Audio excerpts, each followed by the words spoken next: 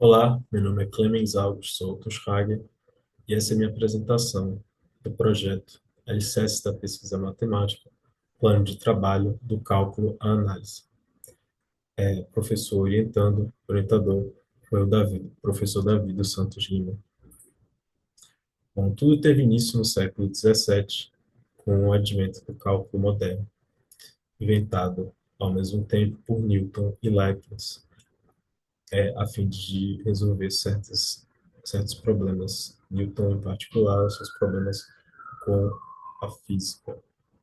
O professor de Newton foi o primeiro a perceber que existe uma relação direta entre a derivação e a integração, e isso foi posteriormente utilizado por Newton para mostrar o teorema fundamental do cálculo. Um salto quantitativo no desenvolvimento do cálculo foi o desenvolvimento da análise de Fourier, desenvolvido, obviamente, por José Fourier. A transformada de Fourier nos permite analisar funções com certos pré-requisitos que são bem comportadas, como uma soma infinita de funções do tipo cosseno mais seno, basicamente. Isso nos permite fazer análise de espectrografia e inúmeras aplicações para as ciências no geral. A, os seus contemporâneos, como Gauss e Cauchy, também foram responsáveis pelo desenvolvimento qualitativo do cálculo, né?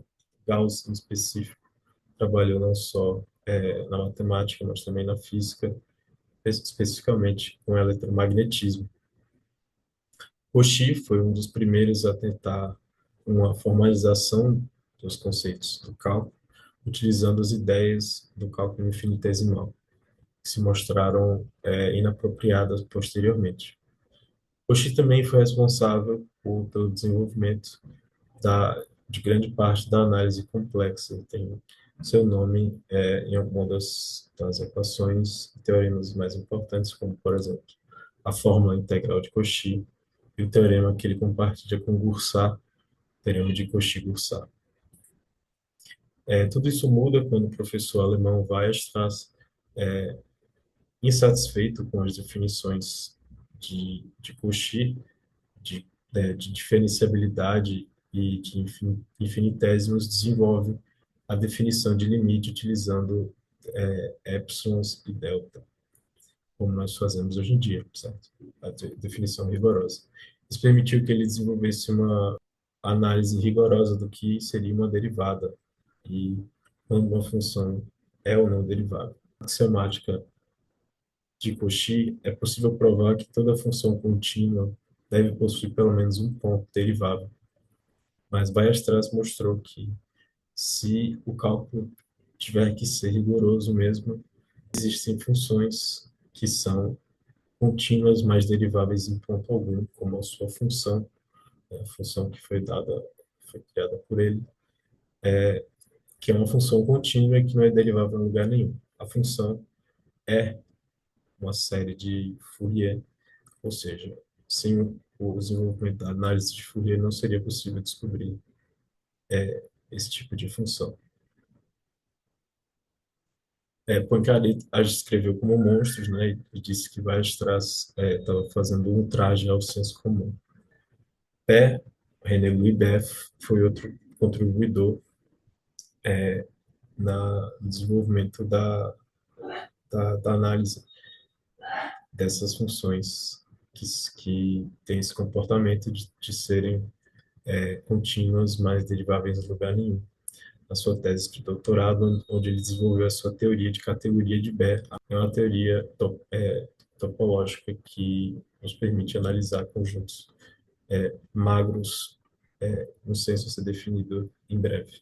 Outro grande contribuidor foi Henri Lebesgue e outros pioneiros da área, como Johan Randon, Stefan Banach e Guido Fubini, foram outros que desenvolveram a teoria da medida e a análise e o cálculo. Os objetivos desse PIBIC foram basicamente desenvolver as habilidades do cálculo e da análise, padrões e não padrões, desenvolver a habilidade de leitura e escrita matemática conceitual e não puramente computacional, e vão desenvolver a habilidade de escrita em LaTeX e desenvolver a capacidade oral do discente, né? A metodologia é canônica na matemática, né? Então a gente fez uma revisão bibliográfica, leu alguns livros e com encontros periódicos com o orientador e apresentação de seminários. Bom, o que que é um espaço de Baire?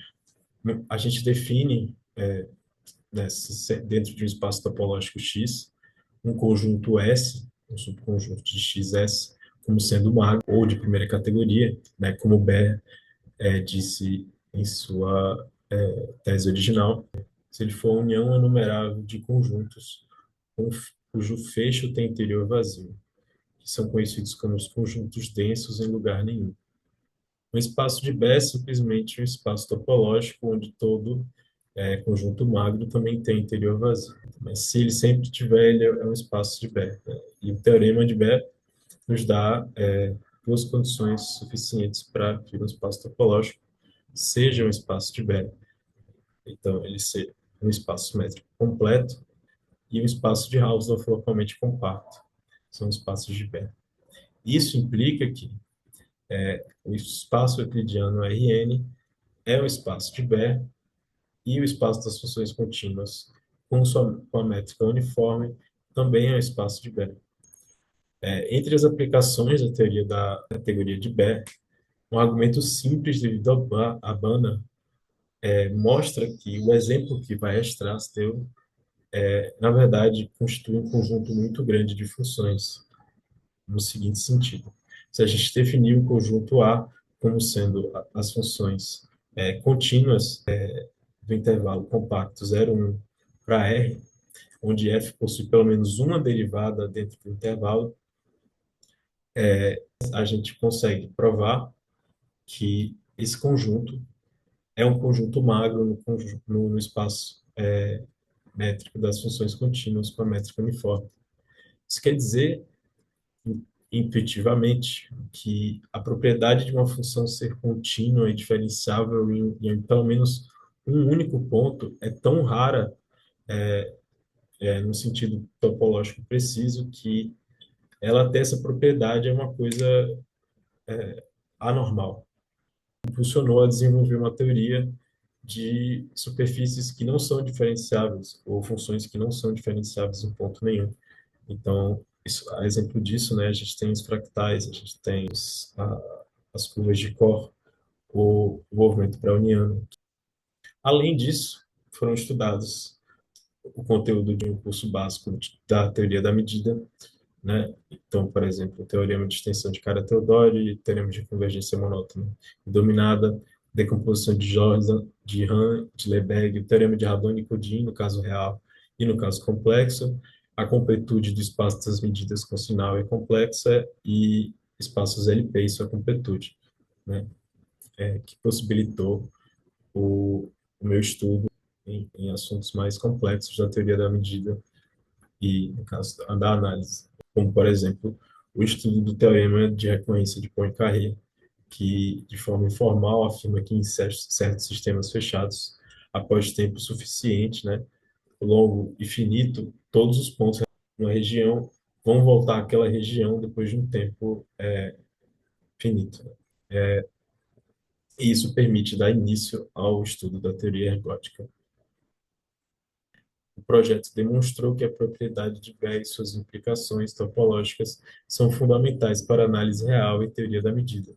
Resultados importantes foram obtidos com aplicações significativas para teoremas de convergência e integração. Em especial, foi adquirida uma base teórica sólida em medida, que possibilitará o estudo futuro de áreas mais avançadas, como a teoria ergótica. Essas foram minhas referências, e muito obrigado.